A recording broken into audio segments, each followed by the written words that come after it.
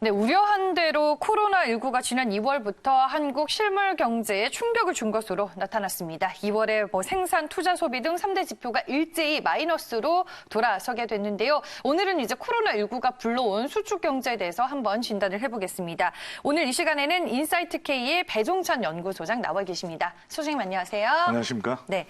저는 이제 통계청이 발표한 2월 산업 활동 동향에서 이제 가장 눈에 띄는 게 내수와 소비 분야였더라고요. 네. 이번 코로나19로 얼마나 큰 타격을 좀 받은 건가요? 우리가 가장 궁금한 게 이 코로나19 국면에서 경제가 얼마나 나빠진 네. 건가. 근데 좀 더 지켜봐야 되는 부분도 있고 실제 실물 경제 지표는 썩 좋지는 않습니다. 그런데 오늘도 강조해서 말씀드릴 부분은 심리적으로 너무 안 좋다라는 거예요. 그게 가장 안 좋은 것인데 그렇다면 안 좋은 것의 기준을 무엇으로 삼고 있느냐. 지난 금융위기 2008년 때보다도 안 좋다. 또 훨씬 안 좋다. 이게 사실은 굉장히 중요한 부분으로 볼 수 있겠습니다. 그래서 코로나발 수축 경제 또는 위축 경제 이렇게 이야기가 되고 있는데 2월 산업 활동 동향이 발표됐는데 뭐 생산, 소비, 투자 다 내려갔거든요. 네. 그것만 보더라도 역대 최악의 수준의 지표가 그것을 이야기해주고 있는데 2월 전 산업의 생산 지수도 마이너스 3.5%였고요. 그다음에 설비 투자도 마이너스 4.8% 이렇게 되면서 숙박, 음식점업 또 여가 업종 이쪽에서 수익이 대폭 감소가 됐고 또 하나 중요한 것은 우리가 뭐 이럴 때 소비가 얼만큼 얼어붙은 날을 볼 수 있는 것은 백화점과 또 면세점일 겁니다. 네. 근데 지금 관광, 여행 이쪽이 큰 타격을 받고 있거든요. 그러니까 백화점의 경우에도 마이너스 29.3%가 지금 판매 기준으로 하락을 했고 면세점은 무려 마이너스 45.6%입니다. 절반이 뚝 떨어져 나간 거예요.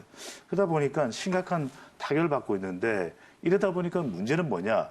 기업은 이런 상태에서 더 투자를 잘 못하는 거죠. 그래서 기업의 이 심리 하락 수준도 금융위기 때보다 훨씬 더 커져 있다라는 지표를 우리가 발견할 수 있습니다. 네, 알겠습니다. 오늘자 매일경제신문 헤드라인처럼 앞으로 나올 지표들이 더 두려운 상황인데 말씀해 주셨다시피 이제 소비 심리가 또 상당히 중요합니다. 경제 주체 수요를 가늠해 볼 수 있는 주요 지표로 또 꼽히는데 소비 심리 하락은 향후 이제 소비 위축으로 이어질 가능성이 크다라고 봐야 될까요? 다분히 있는 거죠. 왜냐하면 네. 소비자 심리 지수 내에 현재 본인의 소득, 그다음에 현재 경기 분석, 그다음에 향후 경기 전망까지 들어가 있거든요. 그러니까 사실 불안합니다. 불안하다 보니까 지금 내 소득이 어떻게 될지, 계속해서 고용은 유지될지 이 불안감까지도 반영된다고 할 경우에는 소비자 심리 지수 우리가 이제 100으로 봤을 때 이게 100보다 나오면 계속 소비를 하려고 하는 의욕이 있는 것이고 이것이 뭐 90. 또 이렇게 낮아지게 되면 의욕이 없는 것이거든요. 네. 근데 지금 11년 만에 최저치가 된 겁니다. 그렇다 보면 지금 당장 돈을 쓰기보다는 어떤 위기가 닥쳐올지 모르니까 현금을 일단 가지고 있자. 이런 심리가 크게 작동하게 되면 기업으로서는 그만큼 소비가 안 되니까 어려울 수밖에 없는데 그러다 보니까 이 실물 소비 위축 가능성도 그 이전보다도 또 그 어느 때보다도 더 커진 상태로 볼 수 있겠습니다. 네, 알겠습니다. 이번에 소비도 문제였지만 지금 생산도 심각한 타격을 받은 것으로 보입니다. 자동차 및 반도체를 포함한 2월 제조업이 받은 타격과 영향은 어느 정도인가요?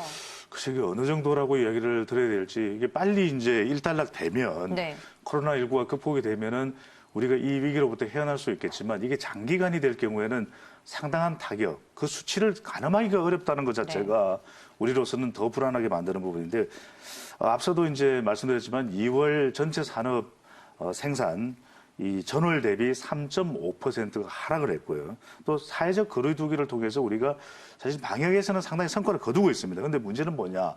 내수나 이 소비 분야는 꽁꽁 얼어붙을 수밖에 없는 상황인데 특히 자동차의 경우에는 지금 사실상 자차를 이용해서 이동을 하고는 있지만 추가적으로 차량을 구입하냐? 그건 또 아닌 것이거든요. 그만한 또 소비력이 확보되어 있지도 않고 그러다 보니까 사회적 거리두기를 하니까 내수 소비가 꽁꽁 얼어붙는데 자동차 경우에는 뭐냐면 또 부품 조달까지도 어렵거든요. 네. 와이어링 하네스라고 하는 특정 부품뿐만 아니라 정말 핵심 부품까지도 공급 자체가 어려운 그런 상황이 되다 보니까 약 지금 자동차 생산도 30% 가까이 생산이 줄었다고 합니다. 이것 자체도 산업 중에서도 자동차 산업에 미친 영향이 크고 다행히 이제 반도체는 전월 대비 2월 대비 3.1% 이렇게 증가가 됐는데 문제는 뭐냐면 이 출하량도 9.7% 정도 늘었습니다. 이렇게 하면 본격적인 반등이냐, 좀 긍정적인 시그널로 해석을 할 수 있지 않겠냐 할 수 있는데 이게 계속 유지됐냐의 문제인 것이죠.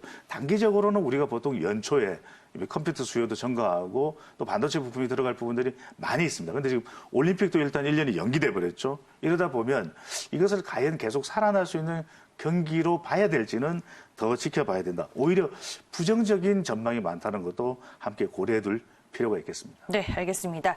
이제 오늘자 매일경제신문 16면의 기사를 보시면요. 뭐 여행과 식당, 공연의 일자리가 2월에만 7만 개가 날아갔다라는 내용이 또 있습니다. 그렇다면 4월 중순에 이제 발표가 되는 고용지표도 코로나19 충격을 피해가기는 어려운 걸까요? 그렇죠. 이게 코로나19가 지금 발표가 된 2월에 2월 사업체 노동력 조사 결과에 고용부가 발표하는데 완전히 다 반영된 건 아닙니다. 네. 또 계속적으로 잠재되어 있는 실업률까지 파악이 된 건 아니거든요. 그러다 보니까 이 지표를 보면 그래도 전년 대비 16.3만 명 정도가 증가했다. 16만 3천 명 정도가 증가해서 고용이 늘어나네. 이렇게 긍정적으로 볼 수 있었을지 모르겠지만 그렇지 않은 것이 실제 이 증가율 자체가 역대 집계를 한 이래로 최저치가 된다는 것이거든요. 그리고 또 잠재적인 실업률이 반영이 안 돼 있기 때문에 이 수치가 앞으로 완전히 코로나19에 대한 피해가 다 반영됐을 경우에는 얼마만큼 심각한지도 우리가 모른다는 것인데 2월 사업체 종사자 증가율이 앞서도 말씀드렸지만 0.9% 역대 최저치입니다. 집계된 이래로. 그리고 특히 아까도 말씀드렸지만 내수 중에서도 여행업, 그다음에 관광업, 또 공연업을 포함해서 여가 관련 서비스의 타격은 막대하다. 특히 공연 종사자인 경우에 6천여 명이랑 지금 감소가 됐다고 합니다. 지금 공연을 보러 갈 수 있는 상황이 아니거든요. 사회적 거리두기 때문에. 특히 이제 30인 미만의 숙박 음식점업이 아주 큰 직격탄을 맞고 있는데 이러다 보니까 중소업체일수록 더 큰 타격이 되고 있다. 정부가 내놓은 경기 부양책, 특히 기업 회생과 관련된 부분이 좀 더 제때 빨리 충분히 좀 촉촉히 적셔줄 정도의 지원이 필요해 보입니다. 네, 알겠습니다. 반면에 이제 코로나19 충격으로 바닥을 친 중국 제조업 경기는 반등하는 모습이 확인이 됐습니다. 전일 이제 중국 정부가 발표한 3월 제조업 PMI 지수를 보니까 전월 35보다 그리고 시장 예상치 45보다 더 잘 나왔던데 그렇다면 중국의 경제나 경기는 또 회복이 빨라질 수 있는 건가요? 중국이 지금 통계국에서 발표된 내용을 보면 네. 산업, 그렇죠. 제조, 구매 관리자 지수가 52로 반등을 했습니다. 그러니까 2월 달에 35.7%, 그러면 중국의 경기가 V자형으로 살아나는 것인가? 이렇게 예상을 하실 수도 있는데, 일단 이거는 공장을 이제 가동을 한 상태에서 기저효과도 있는 거죠. 워낙 낮았으니까. 네. 이게 반등된 것처럼 보실 수가 있는데, 좀 더 우리가 이 부분을 좀 꼼꼼히 따져봐야 되는 것이, 실물 경제는 결국 재화도 문제지만 서비스, 또 돈까지 한꺼번에 돌아가줘야 되는 것이거든요. 그거까지 함께 이것이 지속되는 계속 반등 추세로 가는 것이냐고 볼 때는 심지어는 중국 당국마저도 통계국에서는 신중해 볼 필요가 있다. 개선됐지만 회복 여부는 더 지켜봐야 된다. 게다가 이제 골드만삭스도 중국 성장률을 연간 2.3%로 전망하고 있고 또 더 낮게 보는 경우도 있습니다. 네. 게다가 이제 문제는 뭐냐면 중국의 코로나 상황이 좀 개선됐다고 하지만 해외 수요가 문제거든요. 중국은 일종의 세계의 공장으로 공급을 하는 곳이기 때문에 수요가 안 따라주면 이 제조업 구매자 관리 지수 PMI도 이게 계속 반등될지 중국 통계국의 발표처럼 좀 지켜봐야겠습니다. 네, 알겠습니다. 지표의 이제 추이를 조금은 더 살펴볼 필요가 있다라고 말씀해 주셨고요. 그 외에 미국과 유럽 등을 중심으로 한 이 선진국들의 지금 실물 경제 지표 상황은 어떤가요? 네, 이게 미국 확진자가 18만 명을 네. 돌파를 했습니다. 사망자 수는 중국을 앞질렀어요. 미국 상황이 너무 안 좋습니다. 트럼프 대통령이 지금 특단의 대책, 인프라 법안도 통과시키다 경제도 문제고 지금 코로나19도 문제인 상태. 근데 뭐 골드만삭스 같은 것에서는 뭐 좀 다분히 낙관적으로 뭐 V자형도 이야기를 하고 있습니다만은 심리적으로는 그렇지가 않다라고 하는 것인데 지금도 보면 미국의 발표되는 지표를 보면 실업률 같은 경우에는 지금 계속 상승을 하고 있고 그 다음에 미국의 제조업 지수는 앞서도 이제 중국도 제조업 구매 관리 지수 PMI 말씀드렸는데 미국은 지금 계속 하락입니다. 이게 전망이.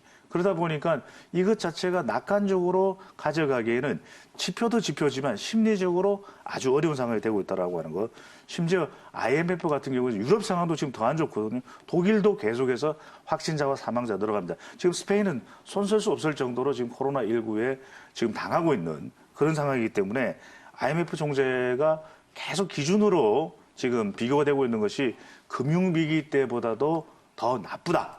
이런 또 분석이 나오고 있습니다. 네, 말씀해 주셨다시피 골드만삭스도 일주일 만에 미국의 2분기 GDP 성장률을 더 낮춰 잡았습니다. 마이너스 24%에서 이제 34%로 지금 추정을 하고 있는데 그래도 3분기부터는 빠른 경기 그리고 경제 회복을 예고는 하고 있습니다. 하지만 하반기에 시장이 기대하는 것만큼의 또 경기 회복이 나와 줄지는 우리가 지표를 통해서 더 확인하는 작업이 필요하다라고 조언을 또 해주셨네요.